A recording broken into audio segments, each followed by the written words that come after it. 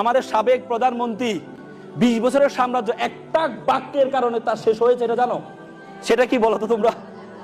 রাজাকারের বাচ্চা। সরাসরি বলতে পারো যে আপনি মিথ্যা বলেছেন, এভাবে না বলে তুমি তাকে বলতে পারো ভাইয়া আপনি সত্য বলেন নাই।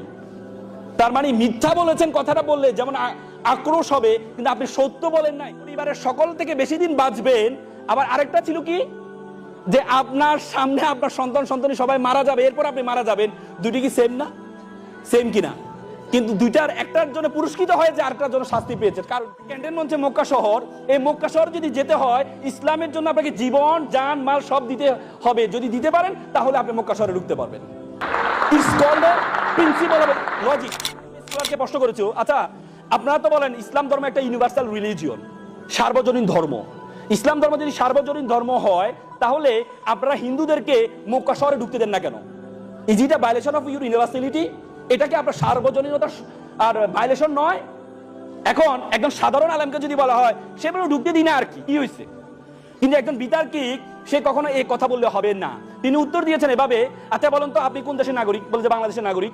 বলেছে বাংলাদেশে প্রত্যেকটা জায়গায় আপনি যেতে পারেন? বলছে না আমি তো প্রত্যেক যেতে পারি। তো ক্যান্টনমেন্টে যেতে পারেন? তো না ক্যান্টনমেন্টে যেতে পারি না। কেন যেতে পারেন না?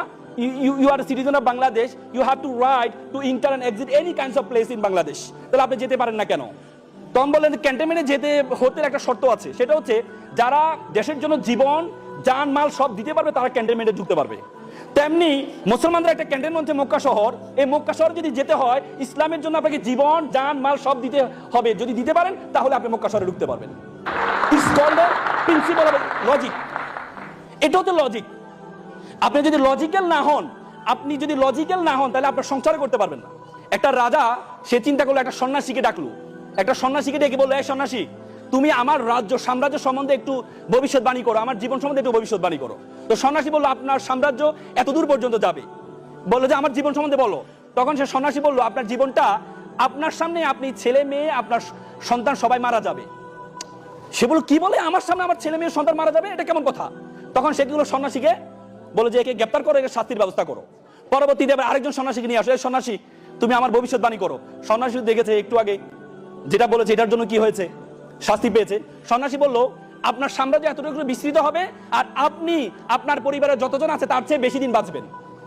সে চমৎকার কথা বলেছে, তো আমি আমার পরিবার সবার থেকে বেশি দিন বাঁচবো, আর একে পুরস্কৃত করো, একে পুরস্কৃত করো। তার মানে দেখো আপনি আপনার পরিবারের সকল থেকে বেশি দিন বাঁচবেন, আবার আরেকটা ছিল কি যে আপনার সামনে আপনার সন্তানি সবাই মারা যাবে, এরপর আপনি মারা যাবেন। দুটি কি সেম না? সেম কিনা? কিন্তু দুইটার একটার জন্য পুরস্কৃত হয়েছে, আরেকটার জন্য শাস্তি পেয়েছে। কারণ কি? কথা বলা। তোমরা জানো বাংলাদেশের 20 বছরের সাম্রাজ্য, আমাদের সাবেক প্রধানমন্ত্রী 20 বছরের সাম্রাজ্য একটা বাক্যের কারণে তার শেষ হয়েছে, এটা জানো? সেটা কি বলো তো তোমরা? রাজাকারের বাচ্চা। আমি হলে ছিলাম এক সময় 2009, 10, 11, 12 সাল। রাজাকারের বাচ্চা হল থেকে সাউন্ড আসা এটা চিন্তাই করা যায় না। সেখানে তার একটা ভয়েসের কারণে ঢাকা বিশ্ববিদ্যালয়ের প্রত্যেকটা হল ঐক্যবদ্ধ হয়েছে এবং এই বাক্যের কারণে তার ক্ষমতাচ্যুত হয়েছে সে।